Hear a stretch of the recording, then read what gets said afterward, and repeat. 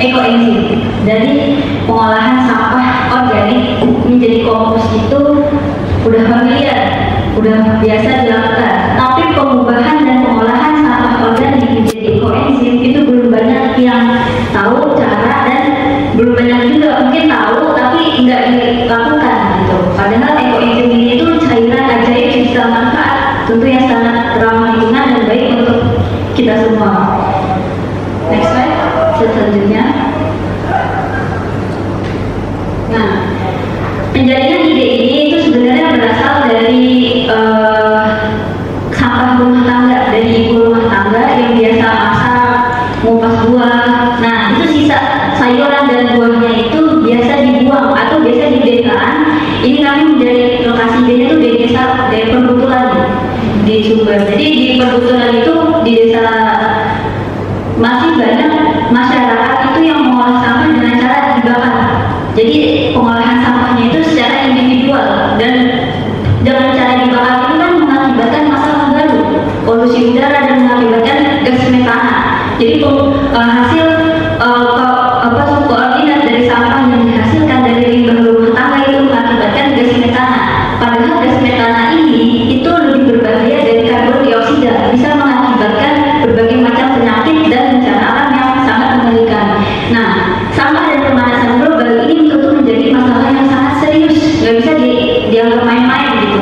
Persoalan sampah dan pemanasan global menjadi masalah serius yang mengakibatkan bencana alam dan mengancam kehidupan kita. Tentu kita tahu ini semua, bahwa pengolahan sampah yang belum optimal serta masalah lingkungan lainnya telah memberikan kontribusi bagi munculnya ide untuk melestarikan lingkungan atau rehabilitasi lingkungan.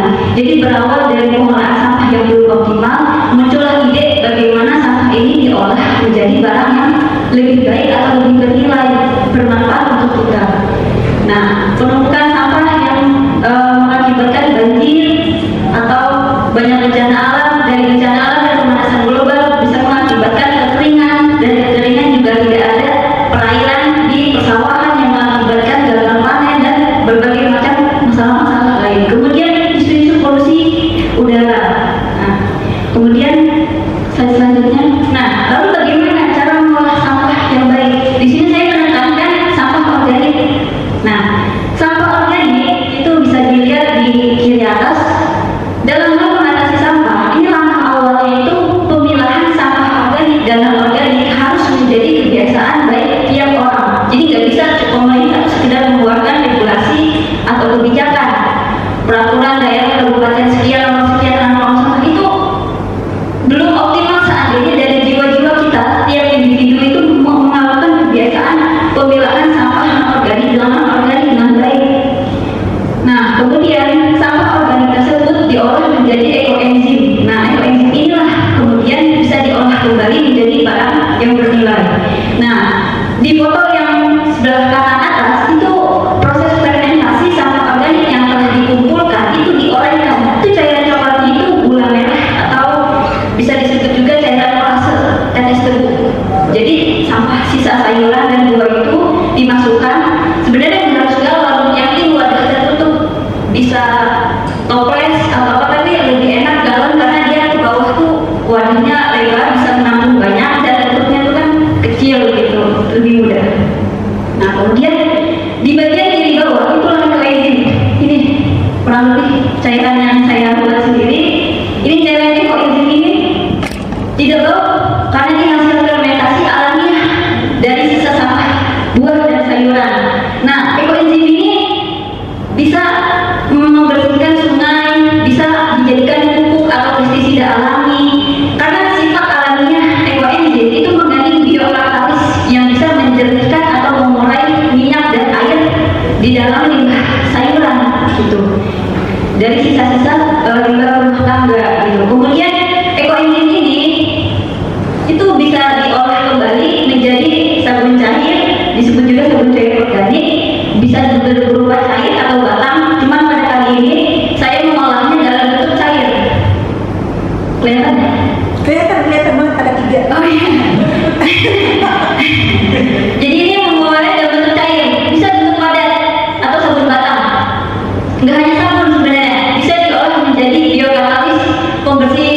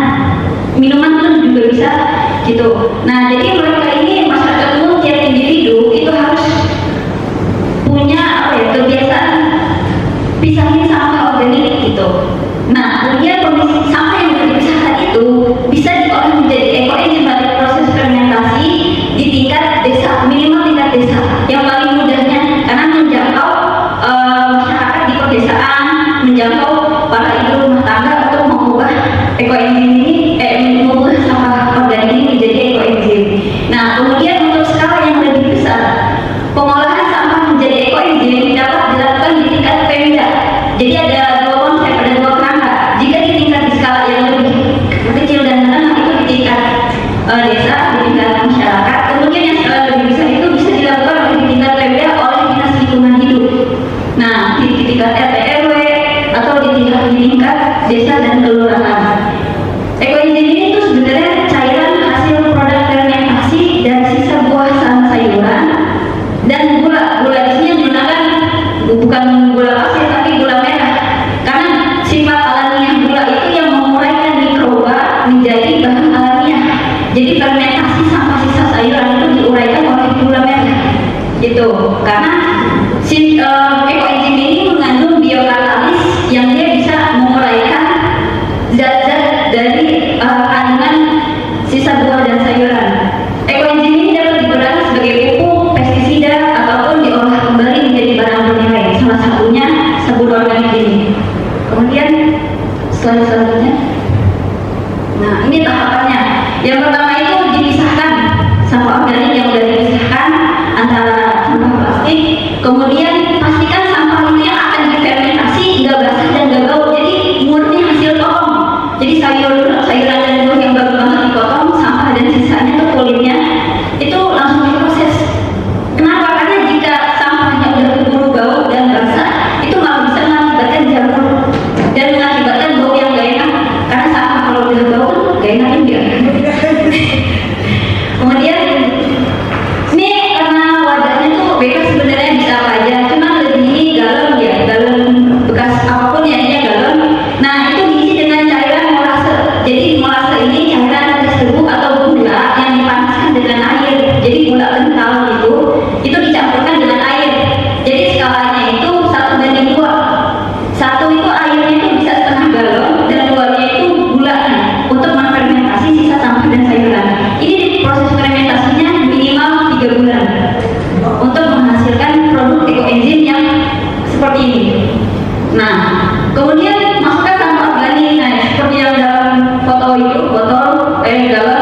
Kemudian yang kelima, simpan sayuran tersebut di suhu ruang. Pastikan dia tidak terkena sinar matahari yang panas gitu. Kemudian setelah 3 bulan disaring ampasnya itu, kemudian airnya itulah air ekoenzim. Nah, bagi sektor pertanian, ekoenzim ini dapat dijadikan pupuk atau pestisida alami. Namun lebih lanjut, ekoenzim dapat diubah menjadi sabun organik atau pembersih, sabun cuci piring, pencuci pakaian dan manfaat lain, sehingga ekoenzim ini dapat menjadi salah satu pendapatan ekonomi kreatif. Tentunya ini ramah lingkungan. Nah, kemudian selanjutnya, nah kalau tadi tentang sampah organik, ya kemudian ini tentang pohon termesi. Ya, sebenarnya isu-isu pemanasan global itu nggak bisa kita hindari ya, pasti selalu ada. Ide penjaringan awal kenapa penanaman pohon termesi karena secara geografis Kabupaten Cirebon ini diapit oleh wilayah yang padat kendaraan, pantura dan jalan tol. Nah, beban volume kendaraan yang berat itu mengakibatkan polusi udara yang tidak terkendali. Oleh karena ini kehadiran pohon termesi setidaknya dapat mengurangi polusi udara. Ini video mungkin bisa diputar. Ini video hasil mengutip dari yang sudah dipublikasi di Kumparan. Mari kita lihat.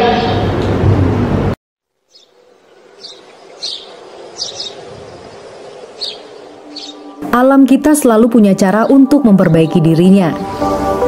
Emisi karbon, pemanasan global, dan perubahan iklim tidak bisa kita hindari.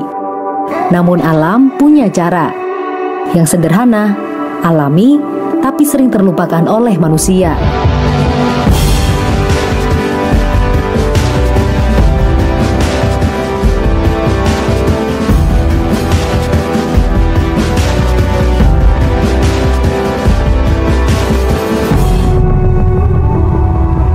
Daerah yang paling terdampak emisi karbon adalah yang beradius 300 hingga 500 meter dari jalan tol atau padat kendaraan. Volume kendaraan dengan beban berat jadi produsen utama emisi gas karbon dioksida di sini. Tapi, kini di sepanjang pantai utara Jawa, barisan pohon terem besi menjadikan lebih alami. Tapi, mengapa terem besi? Jadi, terem besi sangat bagus untuk mengatasi masalah global warming yang sekarang tengah menghantui kita adalah itu karena emisi gas karbon dioksida, gas CO2. Tak hanya jalan tol, daerah berpenghuni di tengah kota dengan lalu lintas padat juga jadi perhatian. Mengandalkan fotosintesis konsep alami tanaman hijau, menghasilkan energi dengan mengubah karbon dioksida menjadi oksigen, gas berbahaya diubah menjadi sumber penghidupan makhluk hidup. Banyak motor, mobil, truk itu kan polusinya banyak sekali. Diharapkan nanti adanya pohon terem besi, penanaman pohon terem besi bisa mengurangi polusi udara. Asli dari Purwodadi, di sana nggak ada sama sekali pohon terem besi. Jadi sewaktu saya masuk ke sini, kuliah di sini, terasa banget adanya pohon terem besi itu. Bikin suasana di sini sejuk, sepanjang jalan juga sejuk, enak buat menepi istirahat sebentar di bawah pohon terem besi itu cukup enak. Saya berharapnya tuh banyak daerah kita nanemin pohon terem besi, soalnya semenjak saya kayak ngerasain mau jalan keluar tuh saya lebih seneng kalau jalan ke arah sini karena banyak pohonnya itu gitu.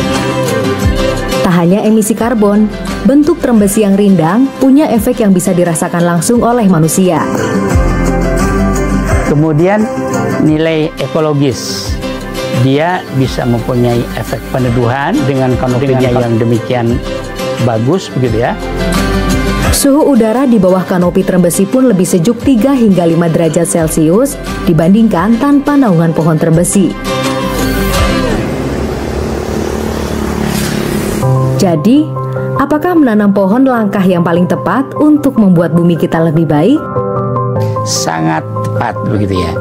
Jadi dengan banyaknya pohon terem besi atau bahasa Sundanya itu kihujan, nama latinnya itu Samania saman atau Albizia saman, ini bisa menurunkan efek dari global warming. Dengan kemampuan serapan yang tinggi dari terem besi, maka CO2 di udara itu akan diserap oleh terem besi. Dengan demikian efek pemanasannya juga akan dikurangi. Ilmu lingkungan dari IPB kebetulan langsung dari beliau terkait dengan pohon terem besi. Kemudian kenapa pohon terem besi? Berdasarkan riset yang saya lakukan itu sebenarnya pohon terem besi itu raja karbon dioksida. Kenapa disebut demikian? Karena pohon terem besi itu dapat menyerap kurang lebih 28,5 juta ton karbon dioksida per tahun. Itu satu pohon. Satu pohon yang sekitaran usianya 20 atau 30 tahun ke atas. Kenapa? Karena daunnya itu ada kandungan yang dia bisa menyerap gas karbon dioksida lebih banyak, atau juga bisa menyerap gas pelembung timbal. Gas ini semacam gas yang dihasilkan dari kendaraan-kendaraan berat. Kalau dari kendaraan berat biasanya asap yang hitam-hitam tuh. Nah, dari bis, dari truk-truk, jalur pantura itu kan pada kendaraan beban volume kendaraan yang berat. Nah, gasnya itu efektif diserap oleh pohon ini. Nah, kita rasa pohon terem besi ini sangat efektif untuk mengurangi panas. Kemudian slide selanjutnya. Nah, manfaat pohon terem besi: penyerap gas berbahaya karbon dioksida efektif sebagai pohon peneduh yang baik. Penyerap pelindung timbal yang tadi saya sebutkan, pelindung timbal yang baik. Daun terem besi ini baik dijadikan kompos. Dalam dunia industri itu ada sebuah penelitian yang menyebutkan daun terem besi ini bisa digunakan sebagai bahan pembuatan tinta untuk menulis, tinta untuk percetakan, itu bisa dijadikan sebagai bahan salah satu warna. Kemudian di dunia kesehatan, daun terem besi ini bermanfaat sebagai antibakterial, memiliki kemampuan untuk menghambat mikrobakterium tuberkulosis yang telah menjadi penyebab beragam penyakit. Kemudian akar pohon terem besi itu banyak orang berkata akar terem besi kan merusak jalanan, tapi nyatanya tidak. Justru pohon terem besi itu tidak merusak jalanan dan bangunan sekitar, tapi akar terem besi yang kuat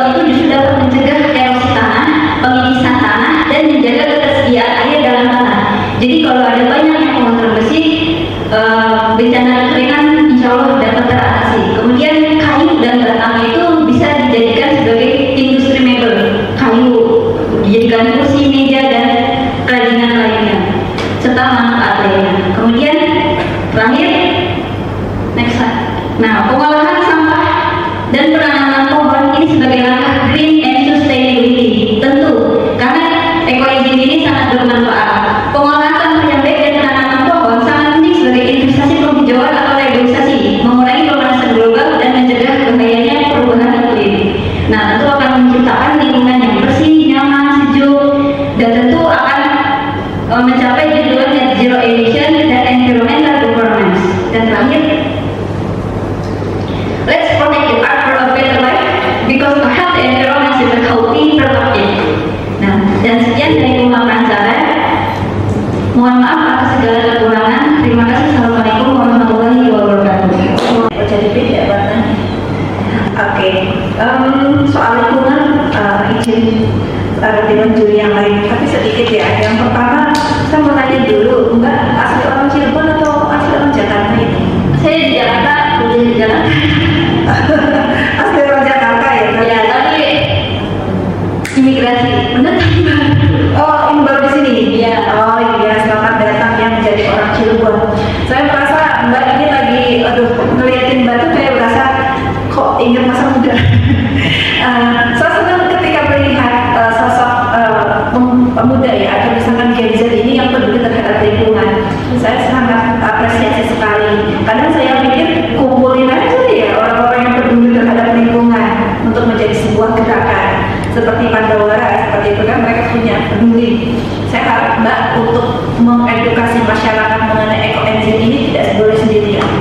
Tidak bisa Mbak, ada kelelahan seperti itu. Kita harus bergabung dengan orang-orang yang memiliki visi yang sama. Mungkin itu ya Pak. Yang kedua, saya mau cerita dulu ya Pak mengenai organik. Sebenarnya orang tua zaman dulu itu sudah melakukan sirkulasi organik ini. Contohnya orang tua kita itu punya ayam. Jadi sisa nasi kita itu dimakan oleh ayam, ayamnya gede dimakan oleh kita. Seperti itu kan. Makanya ibu saya itu protes ketika saya melihara kucing. Kucingnya nggak bisa dimakan. Seperti itu. Jadi sebenarnya orang tua dulu tuh punya pemikiran yang melampaui kita. Gitu. Mereka sampai punya ayam untuk mengkonsumsi sisa limbah organik yang kita miliki. Seperti itu. Nah, lalu sebagai informasi, ternyata ketika saya tanya ke rumah makan seperti itu kayak warung Mang Jaja gitu kan, ini sisaannya buat apa? Dan gitu, sisa sayur, sisa tulang belulang, ayam setengah habis seperti itu. Ternyata mereka itu punya kandang bebek dan juga punya kolam ikan gurame. Jadi sebagai info seperti itu, oh cerdas sih ya. Jadi sudah ada seperti itu. Plus sebenarnya di pasar itu juga mereka juga punya mitra. Sisa-sisa limbah-limbah makanan itu diambil untuk menjadi dan diolah menjadi pakan sapi. Kita bersyukur sebenarnya ada. Harusnya lebih banyak orang-orang yang seperti itu. Lalu ibu-ibu kita juga mulai peduli ya memilahkan sampah-sampahnya seperti itu. Nah, itu terkait organik ya Mbak. Selanjutnya sirkulasi tentang pohon trambesi. Ya, pohon-pohon trambesi memang sih adem ya.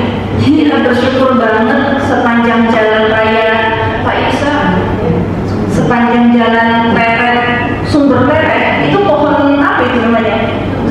Kanan kiri. Iya. Yang itu tuh cakep tuh kanan kiri. Wah, itu adem banget kayak gitu. Namanya apa sih itu? Sumber Pleret, yang pohon kanan kiri tuh. Gak kayak virus, gak tinggi gitu. Nah seperti itu cakep banget. Kita bersyukur pada pemerintahan masa lalu gitu ya. Karena untuk menumbuhkan mereka butuh 20 tahun. Seperti itu menumbuhkan satu pohon itu butuh 20 tahun. Jadi karena saya merasa sedih juga ketika ada yang menebang Pak Yusa. Kok mentang-mentang mau dibikin tokoan, mereka nebang. Izinnya kemana nih gitu kan, mau protes juga. Bolehlah dipangkas, tapi harapannya jangan sampai ditebak karena menumbuhkannya lagi butuh waktu 20 tahun. Begitu ya Mbak. Nah, saya juga pernah melakukan investigasi ke pertokoan yang ada di kota Cirebon. Kenapa yang harusnya ditanamin pohon-pohonan tuh? Ternyata mereka lebih memilih nebang. Para pengusaha di Tionghoa ini merasa bahwa dengan adanya pohon di depan kios mereka itu membuat mereka tidak aman. Nanti kalau pohonnya besar, maling itu naiknya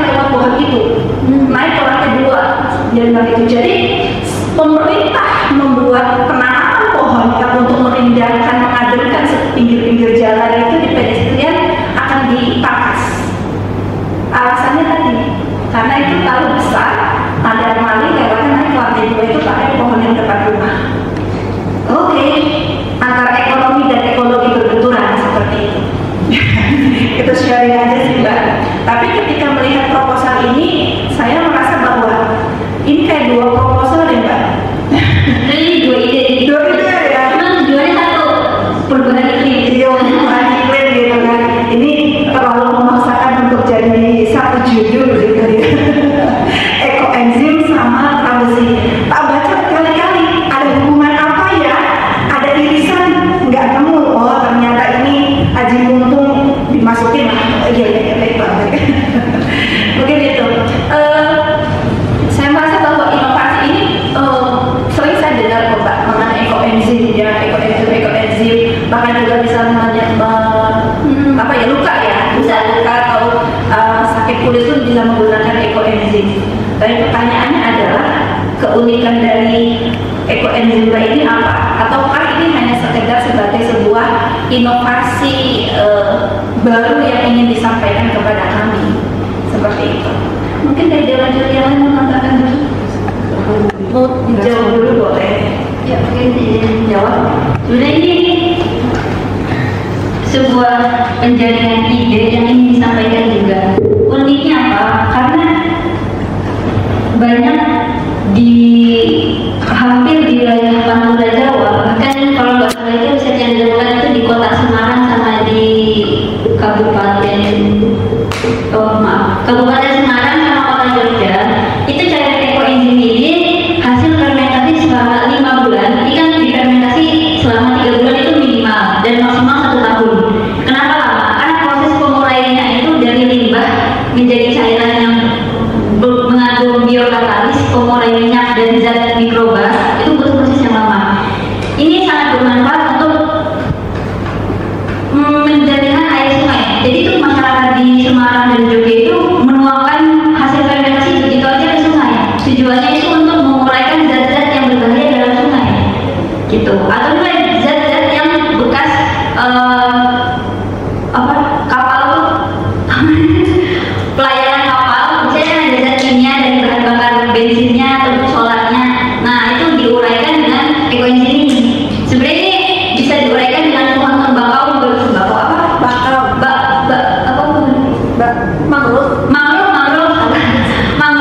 mangrove juga bisa dengan ekoenzim ini. Gitu. Jadi ini sebuah inovasi yang ingin diajukan. Ini sebenarnya kami berdua sama sahabat saya dan juga sabunnya untuk mandi dan kebetulan enak di kulit. Ya, tidak ada bahan campuran kimia, jadi aman untuk kulit. Bahkan ini masih tahap proses penelitian lebih lanjut yang mana menyebutkan bahwa sabun ini itu bisa digunakan untuk mengobati cacar. Saya bayanginnya limbah masuk kulit. Karena kan hasil fermentasi Bu, aman. Nggak bikin sampah ya. Nah itu dia, kebanyakan orang itu jadi inilah sebuah inovasinya Bu, diubah menjadi sabun. Bahkan bisa diolah menjadi sampo dan bahan kosmetik alamiah, tapi itu butuh proses lagi gitu ya untuk jadi bahan itu. Cuman ininya lebih diubah dulu jadi sabun cair.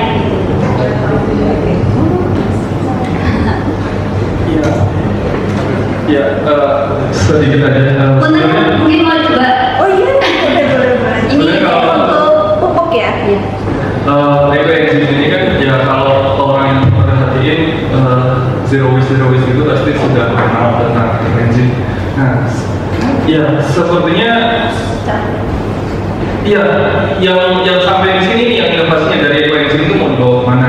Apakah sabun ini? Tapi kan ini harus harus ada clinical test juga. Tapi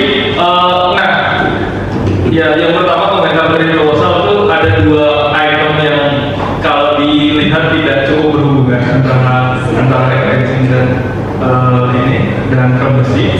Nah yang kedua ekoenzim ini inovasinya gimana gitu? Kalau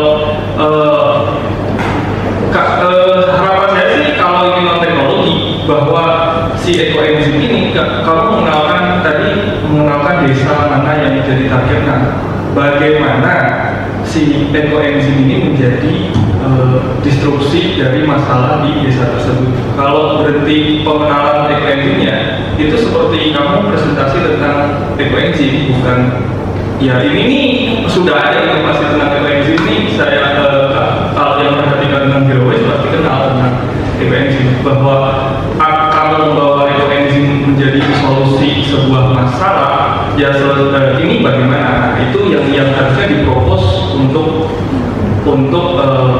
yang dipropos sebagai inovasinya. Bagaimana si ekoenzim ini akan membantu menyelesaikan masalah sampah di suatu tempat. Itu gimana skemanya, gimana programnya, gimana itu akan diterapkan?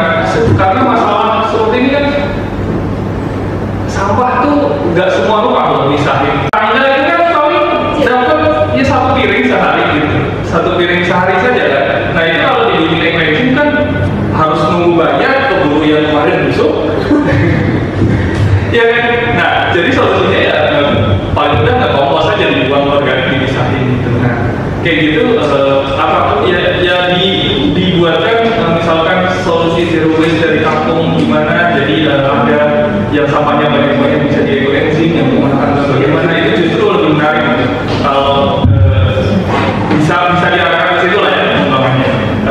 Memang atau kalau presentasi tentang ekoenzim mau dibawa kemana? Nah dari ekoenzim ini produk yang inovatif gitu, dari ekoenzim dari sampah menjadi skincare, udah uji klinis, ya itu panjang sekali sih. Tapi ya bisa ke bawah situ sampai di inovasi apa. Kalau sampai di ekoenzim, oke, sampah bisa jadi ekoenzim. Itu saran yang jika mau mendalami dan mengembangkan inovasi. Tapi ini saya juga baru tahu